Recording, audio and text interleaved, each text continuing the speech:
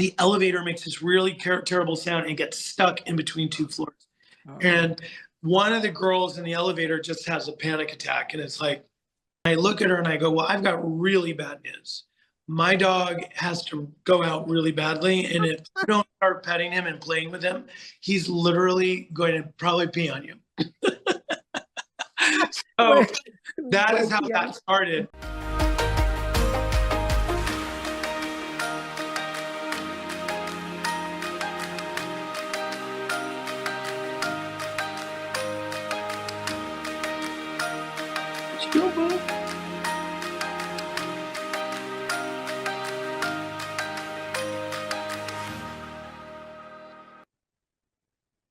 Hey everyone, I'm Denise Satova, host of Beyond Your Bar podcast. Now, if you've ever wondered what it looks like when someone is truly born to do what they do, this is the conversation. Now, the podcast is going beyond the headlines, obviously, so let me get some of the impressive stuff out of the way. So my guest today is Thom Filicia. He's an interior designer. He's a TV personality and known to many of you, I'm sure. And from what I know, Thom grew up in Syracuse. He trained under some of the, most legendary designers in New York. And then he launched his own firm in 1998. Then Queer Eye for the Straight Guy happened. And suddenly he was everywhere. Oprah, Tonight Show, 3 shows of his own. And if I miss something, I'm sure he'll fill in the blanks. But I think people realized very quickly that he wasn't just a talented designer. He has a genuine gift for connecting with people. And then since then, he designed for clients like Tina Fey, David Bowie, Rosewood Hotels, Radio City Music Hall.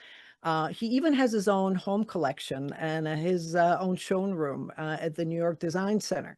So now let's get to the most important part, and let's get to know the person behind the accolades. Thom, welcome to the show. Hi, Denise. How are you? That was excellent, by the way. Well done. Oh, my God. Whew. Okay, well, I'm glad I really am. I'm glad I didn't screw this up. You know, I'm a curious person, and so before we get into your story, when you walk into a room, right, what is the first thing you notice that I don't know everybody else misses, and you know when it's sort of terrible, like ick, can you keep it to yourself? I would say, okay, those are good questions. I love this. The first things I notice when I walk in a room, really, the first thing is sort of the way it's organized and the flow, because you can take a room full of not very attractive stuff and make it look so much better just with the right layout. It just feels better. And you don't even realize, like sometimes you walk into a beautiful space with beautiful pieces and it's just not organized in a way that makes sense. And it feels awkward. It's like kind of meeting a beautiful person. It's just kind of awkward. You just sense it. It doesn't feel great. So I think really the layout, that sort of the flow is so important for it to actually function and feel good. So I think that's the first thing I notice. And then the second thing I notice is really ugly stuff. And so what's your definition of ugly? I'm kidding. No, I would say my definition of, unattractive things are really things that just don't kind of make sense. They don't really make sense in the environment. They're kind of fighting with each other. It just feels like it's this sort of like, the vibe is kind of like just not feeling right. I don't know, things that are, look, sometimes there are things that are just not pleasing, and they're not pretty, or they're not elegant, or they're not sophisticated. But I just think when you go into a space, if it's thoughtful in the way it's laid out, if you're thinking about the pieces that are in there and having them sort of communicate nicely with each other, and it feels great and it looks great.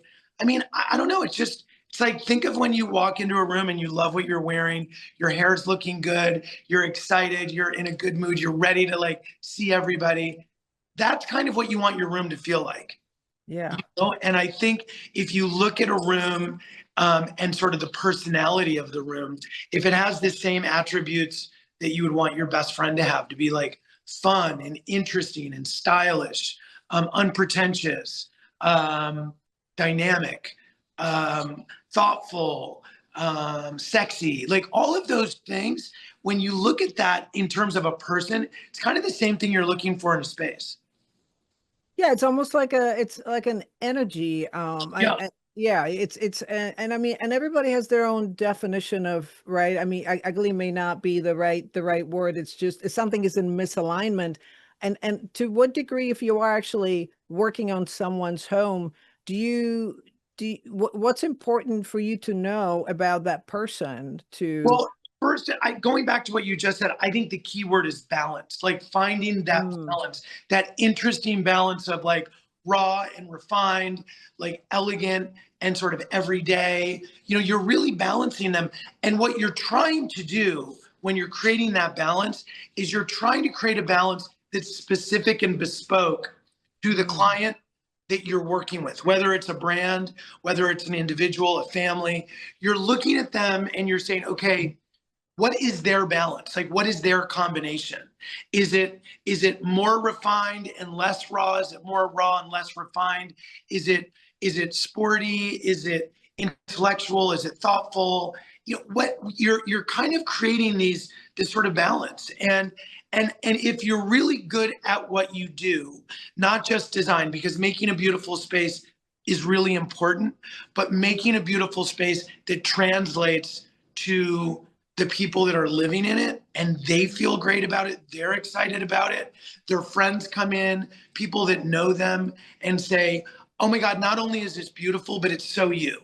That's yes. really beautiful design. To me, that's when it's not ugly. I think ugly can just be pretentious or Yeah. just expensive or just kind of like beautiful and uncomfortable and doesn't really fit, doesn't make sense. You can have a design that's really, really beautiful, but doesn't make sense in the country or in a renovated barn or in a glass box on Park Avenue. They just don't make sense. So, and then it becomes unattractive because it feels misguided. It doesn't feel like it makes sense. And I don't know, to me, balance is so important. Finding that balance. If I were your designer, I would look at the way you live, the way you entertain, your environment at home. Is it your primary residence? Who are you sharing this home with? What do you do to relax? What do you do for fun?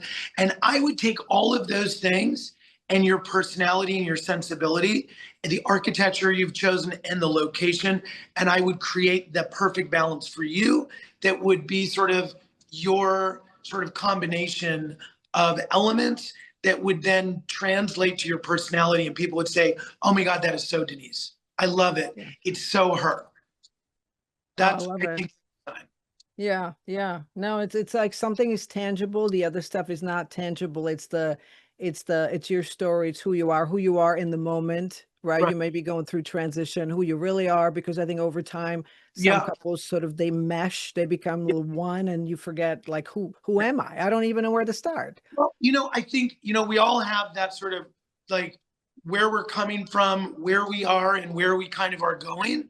And so that sort of ebbs and flows throughout your life. But there's a constant, there's a common thread that runs through all of that.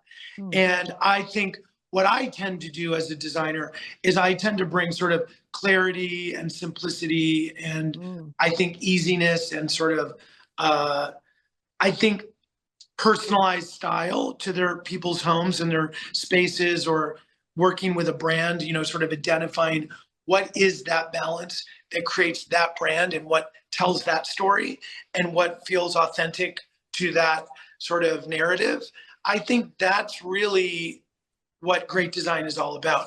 At the end of the day, to me, great design is when people want to be in that space and don't even realize why they love it so much. They just know that like it feels great, they think it looks great, and it just sort of makes them go like, this is what this should be. This feels natural for what it is, and it feels great. And it wow. looks and I want to live here. Yeah, no, it's you're creating, it's an experience. Yeah. It has to be a phenomenal journey, almost like a self-discovery, because you know what, like for someone like me, I keep saying that is not my thing. I'm, great at, I can Right. build a business and do, numbers and all that stuff. And my mom, my sister, they Right. had the vision and they could execute it. Yeah. But that's why, someone like you can help sort of translate that, I would imagine, into it. Well, it's so interesting. There's a lot of very stylish people, and I would obviously put you in that category, um, that are very good at, let's say, fashion, and they're very good with like maybe even entertaining or travel, but they're not. They really do not sort of bring that to their kind of personal space, right? So they work with professionals or or maybe friends or maybe a partner that helps them in that area. So I had a TV show years ago called Dress My Nest, and it was about women who have very distinct style, whether it's like boho chic or very tailored or very kind of sort of feminine and flowy. But whatever their sort of personal aesthetic was, they were amazing at that, and they were generally like really successful in whatever they were doing, whether it was raising kids or working in a corporate world. But they were but they really were challenged when it would come to interiors. So the show was about me looking at their personal style, their personality. I would go through their closet, look at like their jewelry, their accessories, the things that they gravitate towards, and I would sort of build their sort of their design aesthetic based on that. And it would always bring it back to their personality and the things that they gravitate towards. And so it Wow. made it very personal to them, and they could identify with it. And it was a really fun show for that reason, I think, because it was kind of like really, it was a personalization of like what they understanding what they know, and then really sort of personalizing that in their design aesthetic space. So they felt connected to it. So it wasn't like random, it was kind of Yeah. cool. Yeah. Wow. That what a terrific experience and service. Yeah, Yeah, it was that's fun. It was yeah. hilarious, actually. Well, you know what though? I mean, let's go back. Let's go Yeah. back a little bit. So who was the little kid in Syracuse? Like what did you love, and who saw something in you first that you do that you're Well, doing so now? and I was a little kid growing up right outside of Syracuse in this area called Sedgwick Farm, which was all how they were really beautiful, really pretty examples of Georgian Tudor. It was kind of in kind of a park-like setting that with beautiful big oak trees, and it was centered around a club. And there was Mediterranean, Spanish colonial, Georgian, Greek revival, Tudor, shingle style. So there was like all of these kind of houses. There were maybe a few modern houses that were built on lots that were developed maybe like when I was growing up, like in the 80s, that were pretty cool, and I was like super excited about. But so it was kind of an interesting architectural kind of landscape to grow up in, and they were these kind of great big houses at the time, and I loved it, and I was really interested in all the different sort of styles, and it just sort of I was very aware of it, thinking that everybody else was very aware of it as well. Like, just noticing things like the details on houses. Or I remember my mother as a little kid would explain to me the difference between a Dutch colonial and an English colonial was the flare in the roof, like on the eave, that the Dutch colonial had a flare, and that the English colonial was just would just had a straight end to the roof. And so like things like that were just a conversation that I thought was kind of normal. And I think it really happened in about fifth grade. My teacher went away, forget her name, it was like Mrs. Chamberlain, I think. And it was my fifth grade teacher. She went on vacation, and we had a substitute teacher. And of course, you know, when you have a substitute teacher, you're like, oh yeah, we're allowed to do this. We're allowed to do that. So I was allowed to draw on my desks according to my, so I was drawing all over my desk, and I drew this house, and it kept rambling and rambling and rambling. And when my fifth grade teacher was back on like that following Monday, she was like, what is going on? And she was really upset with me that I drew all over my desk. And I had to stay late and you know, I was gonna like have to write on the chalkboard, like, I will not draw on my desk, like a million times or whatever. But before they did that, she had me take a photograph with the principal, Mr. Byer, because I think she thought it was pretty cool. And I realized like they wouldn't have me take a picture of it with the principal if if that wasn't. So then I ended up going into sixth grade, and I ended up in an advanced art program with 4 other students that I was really good friends with. It was Jay and Julie, and I think Blair and someone else. I think maybe Haley or someone. Anyways, it was a small group of us and kids I was growing up with in my neighborhood. And we were in this advanced art program, and I decided I wanted maybe to be an architect. So I focused on architecture. And I went and spent an afternoon with a neighbor, my friend Lisa's father, Mr. Chase. I went to his office, he was an architect, and spent the day with him. And then I was drafting, and my dad kind of was helping me learn how to draft.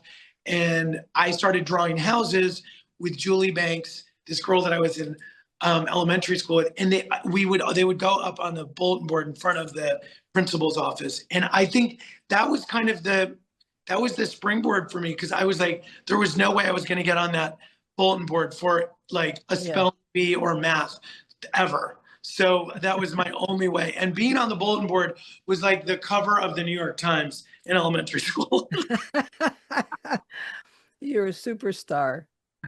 So yeah, so that was like a big deal. So that was kind of like, I think that was from that moment on, I knew I wanted to be either an architect, and maybe I was thinking like industrial designer, maybe a car designer or a boat designer, or I don't know. That was kind of my brain at that. So all the way through middle school, then I went to high school, and I ended up going to a school that I was going to go to an all boys school, and then but the art program wasn't great. So I ended up going to a school that had a really great art program, and so I could build a portfolio so I could go to college with a portfolio, because I knew I wanted to go to art school. So that was sort of my trajectory, really. And I think my parents were just kind of excited that I had like a path, because I would do things like, if I didn't like something that was in our house, I would just like take it and put it in like the back of, we had these really deep cabinets in there was like a butler's pantry between the kitchen and the dining room. And there was like this cabinet that went really deep. I don't know why. And it would stick things way back in there until my parents could find it. And they would be like, what? That's funny. Always here. And I'm like, I don't know. That's got to go, Mom. That's got to go. Yeah. So I was already kind of like, I was already editing, which I think was a nuisance to my parents, because they just thought like we were being slowly robbed with very bizarre thief. And so anyways, so that was kind of where it all started. And then, then I ended up in college going to,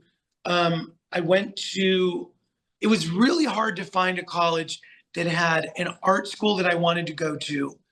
And also I wanted to go to a university and be on a college campus with fraternities and all that, because my brother did that. And it was so much fun when I visited him. I was like, I definitely want that. So I wanted to be in an art school and be at like a college or a university. So it was really hard to find that. And I ended up, I studied at Syracuse University. I think at that point, my parents were maybe in California and living in San Diego. And I was, went to Syracuse, was in a fraternity, did all that, was in the art school, like worlds collided, but I loved it. It was that's sort of how I am as a person, always bringing kind of different things together. And And then I graduated from that program um, and got my bachelor's degree in fine art, in design, interior design. And then I moved to New York City and I worked for Parrish Hadley and Robert Metzger and Jeffrey Bill Huber. And I worked for Ellen Tanksley and I moonlighted for some people, worked for others, and I loved it. And that was kind of what I did. And then I think when I was about 29 years old, I went off on my own, which was super scary. Yeah. And that was kind of what I did. And then I was off on my own for about 3 or 4 years, doing really well, publishing my work, had really cool clients, and then and was in magazines. I was, doing really well. And then television sort of happened. I got stuck in an elevator in my office building in Soho. So at this point, I have like 10 or 12 people working for me. I'm in Soho. I have a dog that, not this one, but I had another one named Paco, who I rescued also out in the Hamptons. And I was in my office on a Friday, and it was like I was getting work done, and it was like the end of the week. I get in the elevator and he's like got his legs in a knot because he has to go to the bathroom. And I get in the elevator with a bunch of women who are coming down from the floors above, and the elevator makes this really terrible sound and gets stuck in between 2 floors. Oh. And one of the girls in the elevator just has a panic attack, and it's like freaking out, and is like, oh my God, I'm like, I have bad news for you. Like I'm like claustrophobic and I'm gonna freak out. And she's like, she's sitting on the floor and she's like panicking. And I look at her and I go, well, I've got really bad news. My dog has to go out really badly. And if you don't start petting him and playing with him, he's literally going to probably pee on you. So that is how that started. And then she got a little bit more calm. She was playing with the dog and kind of got that. And then I was communicating with the outside world with that little intercom thing that, I can't even believe it worked. Wow. And they were like, well, the fire department's coming. So I told all the girls, I said, look, I don't know who's single in this elevator, but if you get the fireman like catalog or, calendar or whatever. I said, but these guys are beautiful, pretty hot. So if I were you, everybody who's single, get ready. This is going to be, I'm like, and I said to the girl on the floor, like, are you, single? She said, yeah. I was like, this could be your day. So they opened the hatch and I was the first one up because I had to bring the ladder down and kind of help out. And they took the dog out first to get that situation dealt with because he was barking at them. And I was back in the elevator and I go, guys, got bad news, not the guys from the, from the calendar, but it looks like it could be their dads. So whoever's into older guys, you're to the front of the line. So anyways, that's how that went down. And then one of the girls in the elevator was a casting director. And she was like, you're a wacko and hilarious. What do you do? Are you a comedian? And I said, no, I'm an interior designer. And she said, we should have lunch someday. And then that's how I got on Vera. So what a story. That's incredible. Yeah. So the Queer Eye happened. And you and Carson, who is our guest, you guys had great chemistry from the beginning. Yeah, I think, well, Carson is just, he is an extrovert with no filter. And I think I'm an extrovert with a filter. So I would be considered to be like the more like conservative extrovert, and he is the more outlandish extrovert. So it's really funny how how we kind of work together because we both enjoy being out there, but I'm like, oh my God. Like he kills me because he says all the things I'm thinking that I'm like, I don't think you're supposed to say that, but I love it when he does it. So it really, it's a good chemistry. What would you do if you couldn't do this type of work? Okay, that's a funny question. So I would say when people say to me, like, what would you do if you were not a designer? I was like, Well, I would maybe be either I would be a ski instructor by day and probably a spokesperson for Kettle One vodka at night. There's got to be a story there in both of those. So, so you're a skier. I'm a skier. Yeah. I just last year got a little place out in Colorado in Aspen and right by the gondola, which I'm super excited about. And I am. Those are I mean, in the summer, I love to be on the boat. I'm a boater. I have a house out in Sag Harbor and I live in New York City. And then in the winter, I try to be, I'm trying to ski as much as possible.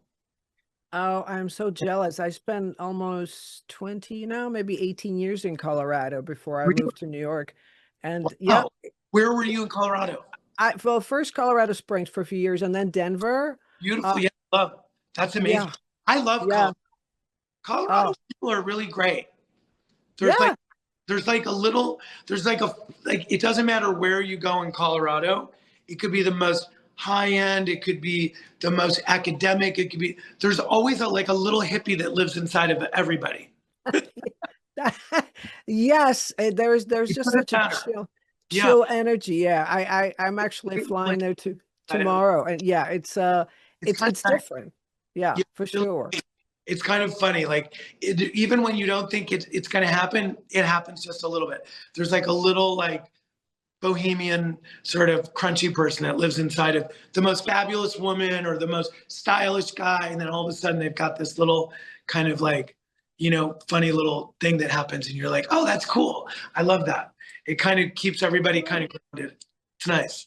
You have a great way of describing it. That was a feeling that I would get going to Vail.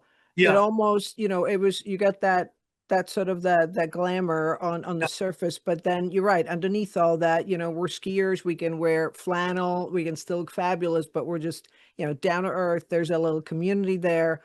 Um, Well, there's something a little like that contradicts all of the other things that makes it feel kind of fabulous and great.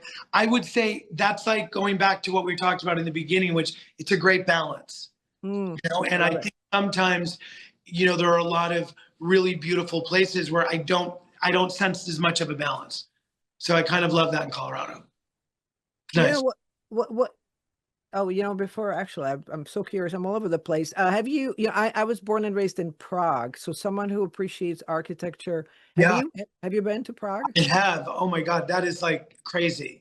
It is, yeah, it's an architectural. I mean, that's a really sort of rich in architecture. I mean, it's really like, I mean, it's just, I mean, it's like poetry in architecture and sort of, and almost just sort of the layout of Prague is just this kind of medieval, kind of beautiful, it's just, it's really special, and it's kind of like, I think Florence is kind of like that as well. It has that sort of romantic kind of romance of architecture and just sort of the way it's laid out and the people and sort of the vibe. And there's a lot of young people because it's such a special place. People coming from all over the world to sort of experience it. It feels, that you get that energy, which I think is really lovely. And I think what's also nice about it is that the the people that live there embrace it. It's not like there's this, oh, this is exhausting. It's kind of the energy is about people being excited about it. And I think not every place that is really beautiful and special is as hospitable, or it's like or excited for people to be there. Yeah. Sometimes there's like the people that live there and the people that visit. And I think it's one of those places where it feels like there's like a nice kind of energy between the two, which is cool. It's friendly. Yes, yes, definitely. It feels open. I go back every couple of years. My mom lives there, and so it's always love to. Oh, and always admire it. That every building tells a different story. Yeah. Yeah, it's fun. You've had quite a journey. I'm sure it has not always been trajectory upward. How Yeah. have you dealt with setbacks? I think how I deal with setbacks is that I think you realize that you learn more from your failures than you do your successes.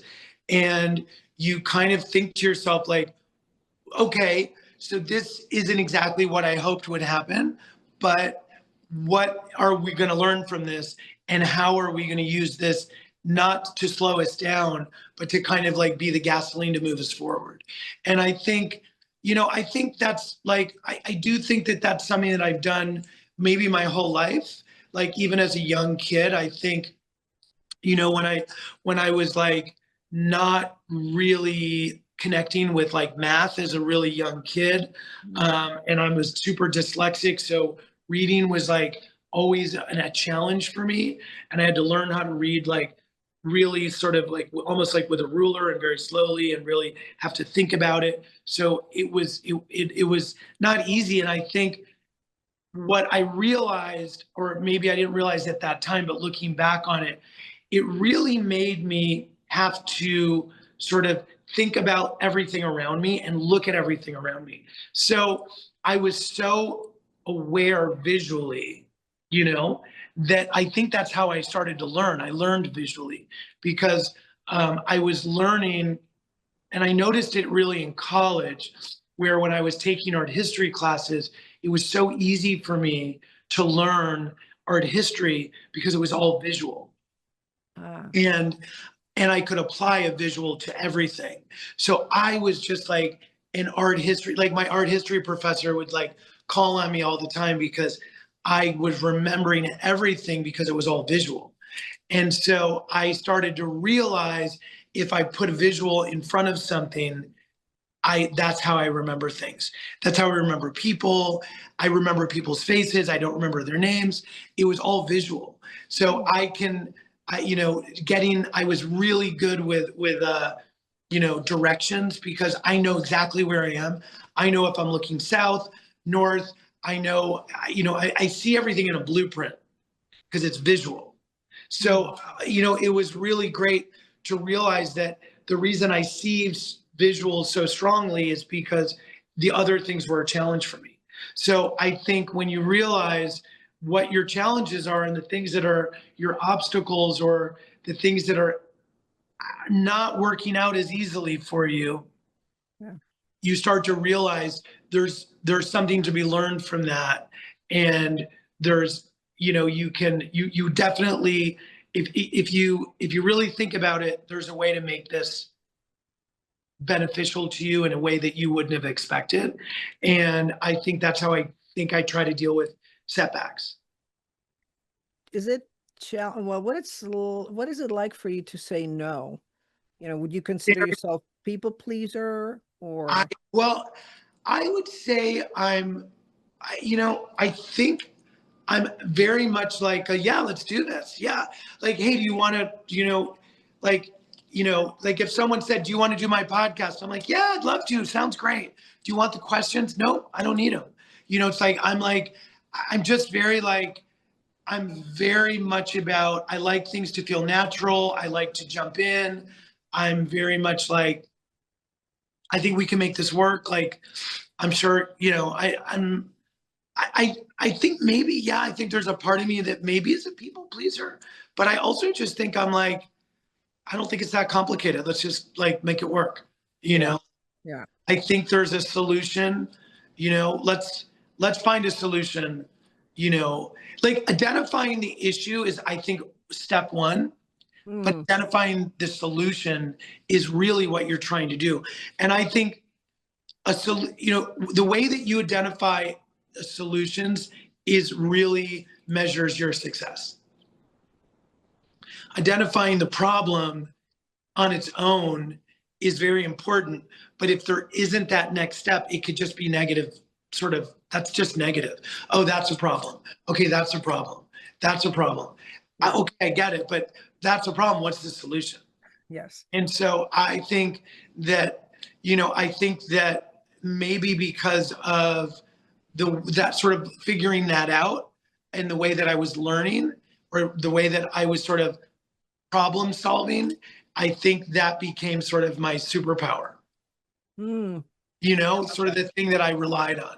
Yeah. So I identified the problem, but what's the solution? And let's move forward. I love that. I'm a doer. Yeah, let's Yeah. not, focus on the problem. We already know that. Let's Yeah. move past that. No, Yeah. that's great.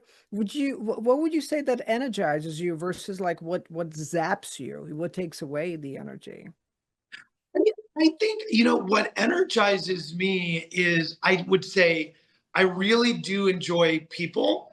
I enjoy being with people, connecting with people, like sort of sharing, connecting experiences with, like, I don't know. I just, I'm not afraid to sort of jump in. So I think for me, I think that's one of the things that helps me in design is that I tend to get a lot of information from people about what they like, what they don't like, what they're interested in. I think, when you have the ability to connect with people, they open up. And I love to connect with people. I like to have, I like to break through the sort of small talk pretty quickly. A lot of times I'll say things at like a dinner party that are a little maybe risque, um, and and it really either scares people and they run away, or they just sort of like they love it and they open up and they want to jump in. Yeah. And so I think, I feel like sometimes it's nice to, if you scare someone away that's probably not going to stick around quickly, it gives you more time to spend with the people that are actually going to jump in and participate. Yeah. So you can have more fun with the people that you're actually going to be able to sort of scratch the surface with, as opposed to 12 days of small talk. That drains me. I can't do that. That's like mind numbing for me. And actually, right, when Yeah. you can go Yeah. under the surface, and some I, people I just, I have to say, like, when you ask like what's the thing that really energizes you, yeah, I say people that are authentic, down to earth, and sort of adventurous or like interested and communicative. I think what really drains me and shuts me down are people that are pretentious and or like have that sort of layer of, I don't know, vanilla small talk that just kind of goes nowhere. yeah. And just like it's just like, so where do you live, what do you do? And like you just like when people ask, you know what I mean, like when I'm at a dinner party and someone asks me all of those questions like in that systematic, I generally I tend to give them hilarious answers that, You it's drive them crazy. They don't know where to go with it, right? yeah, like you just give them the answers. Yeah. I was at a dinner once and this guy was asking everybody who they were, what they did. He, like basically trying to figure out, just like your tax returns pretty much. And so when he got to me, Oh, God. I was like, I said, oh, I shouldn't even be here. They're so lovely to have invited me. It was actually in Canada where it's happened. I said that I had a air condition. I was there to calibrate their air conditioning, and I had an air conditioning company in Nova Scotia. It's not going great. I said, I know nothing about heating. That's great. It was That's hilarious. great. So Hey, he that's fun. thought like, oh, well, this guy's broke. And so he just kind of, I was like, everybody's like, how'd you get rid of him so quickly? I was like, I basically told him I was broke.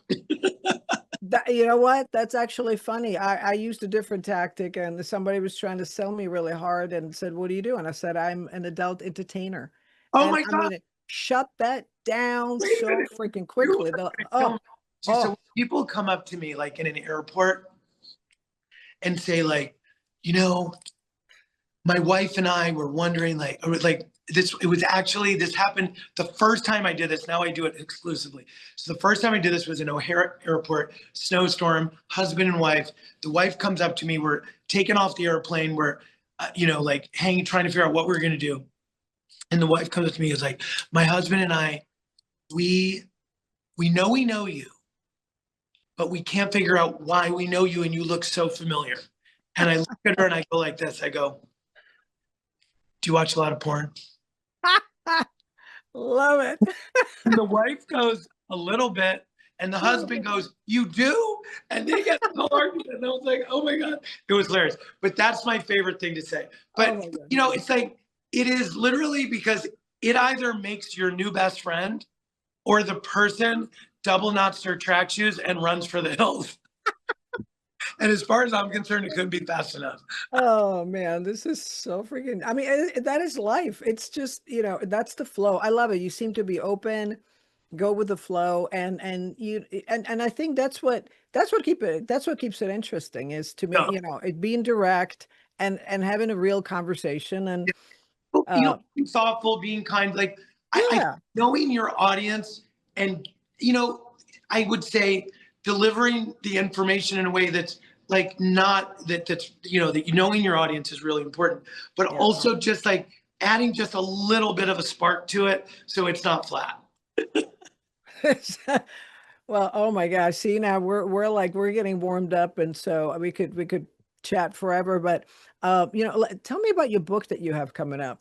Yes. So I'm working on a book right now with Rizzoli.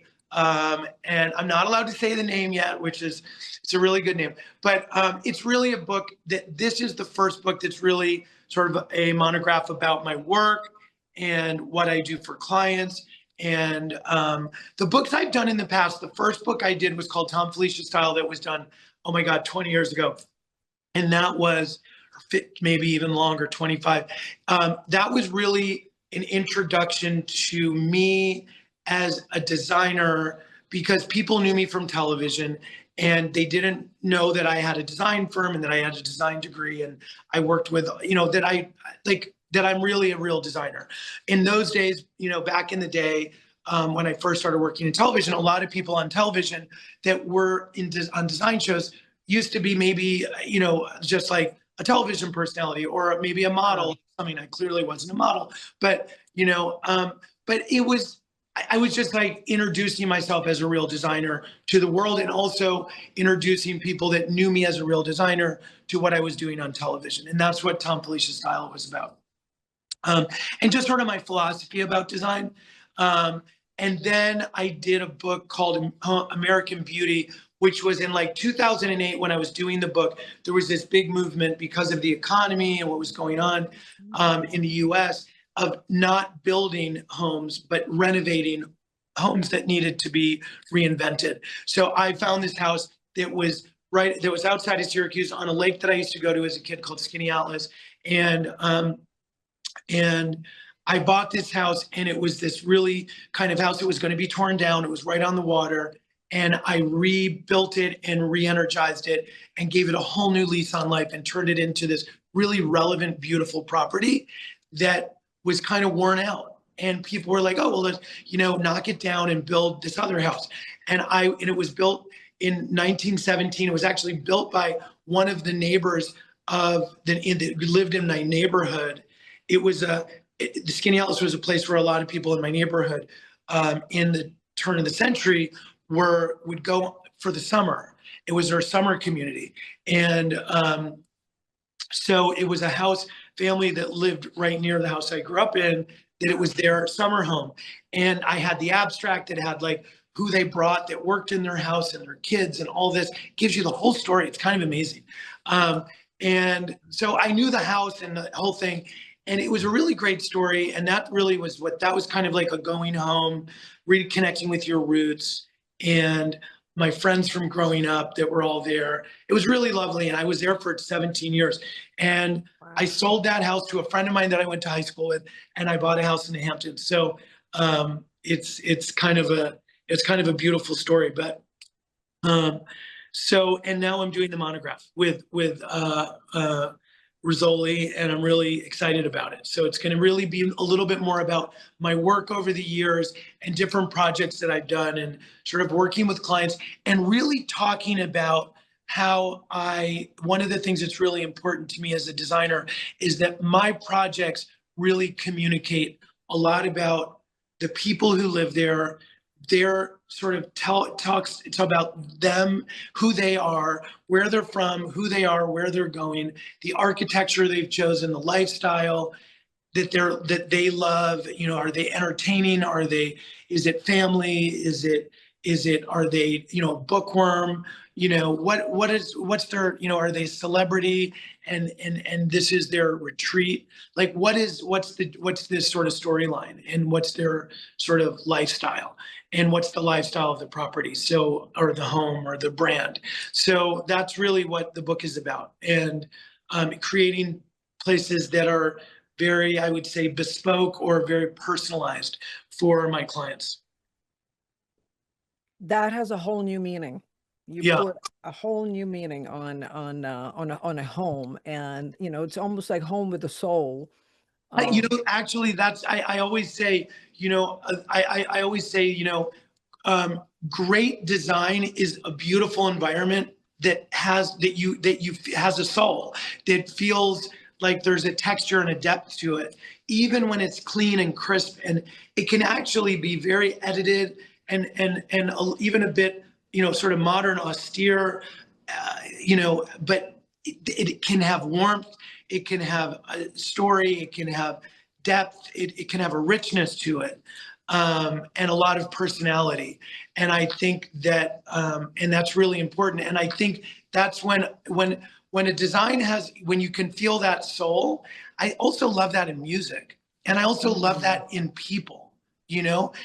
Like when you meet somebody who's just really, an amazing person with a great story. Doesn't matter what that story is, but there's a soul. You know what I mean? There's like something there. There's texture. There's there's something real there. And I think that whether it's music, whether it's food, whether it's design, when it has that texture and that soul, you're like, I love it. That I like to think of the podcast to be that, just really focusing on, the in between and the Yeah. beyond, not the headlines and all the other stuff. It's the story. It's Yeah. fascinating. Well, look, this has been such a pleasure. And again, I'll have you back. We're just getting warmed up. I would love it. Yeah, no, thank you, Thom. Thank you so much for so generously sharing your story and just your mind. It's just been it's been a great journey. Thank you so much. Thank you. You're awesome to hang out with. I love this, and I would love to do more of it. Maybe we'll go skiing together. Oh, you know what? I haven't touched it for years. I have nobody to go skiing with because everybody around is afraid of skiing. I would love to. Let's do it. Okay. Yeah. Yeah. Well, thank you for a delightful podcast. This has been super fun. Big kiss. Well, thank you so much. And to our viewers and listeners, find Thom at thomfilicia.com.